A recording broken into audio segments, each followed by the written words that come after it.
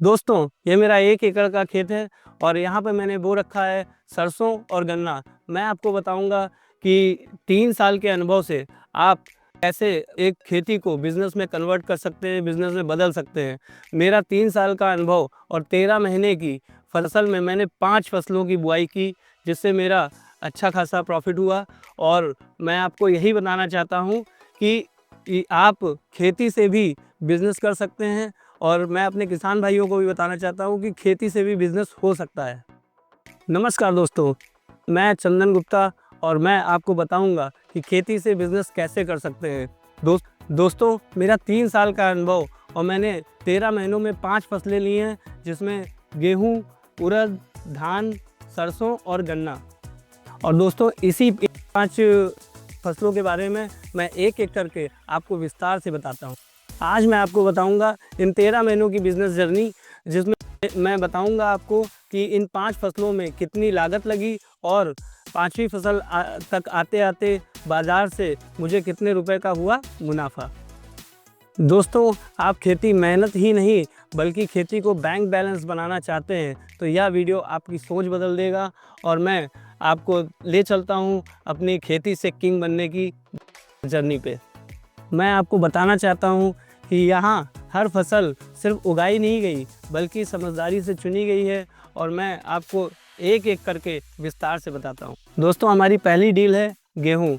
गेहूँ मैंने इसलिए चुना क्योंकि मेरा अनुभव नया था और गेहूँ की फसल में जोखिम कम होता है, जिससे कि मार्केट में जाते-जाते वो हाथों हाथ बिक जाती है। मेरे बिज़नेस का सबसे पहला कैश फ्लो, मैंने सोचा कि पहले मैं सेफ साइड खेल लूँ, फिर बड़ा दांव लगाता हूँ। दोस्तों, मेरा दूसरा सौदा था उड़द।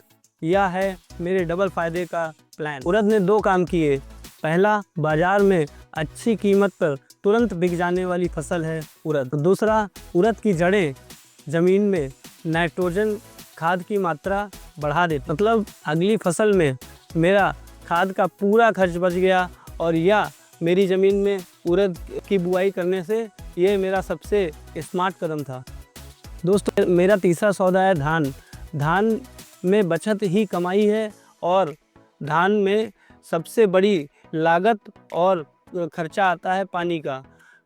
दोस्तों, मैंने पानी के बिल को कम करने के लिए छोटी-छोटी तकनीकियाँ अपनाई, जैसे कि मेड़बंदी और कतार में रोपाई करने का इस्तेमाल किया, और जितना पैसा बचा वह मेरा प्रॉफिट।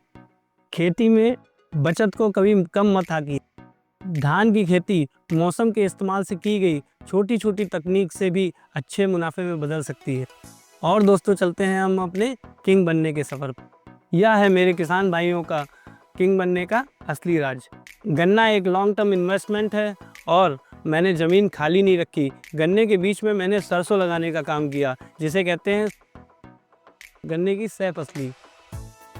सरसों सिर्फ 4 महीने में बिक जाएगी और इससे मुझे इतना पैसा मिल जाएगा कि गन्ने में लगने वाला खर्च कवर हो जाए। इसे कहते हैं ज़ीरो कास्ट फार्मिंग। सोचिए, सरसों के पैसों से मेरा पूरा गन्ना लग गया और जब वो गन्ना बिकेगा तब वो पूरा मेरा होगा शुद्ध मुनाफा। इसे कहते हैं ज़ीरो कास्ट पर खेती करना। 3 साल का अनुभव मायने नहीं रखता, मायने रखती है आपकी सोच। तो इसलिए दोस्तों, आपको अपनी खेती को बिजनेस के चश्मे से देखना होगा। हर फसल को एक डील समझिए। दोस्तों, मैंने आपको दिखा दिया कि 3 साल का अनुभव और 13 महीनों की प्लानिंग से हम लोग खेती को सफल बिजनेस में बदल सकते हैं।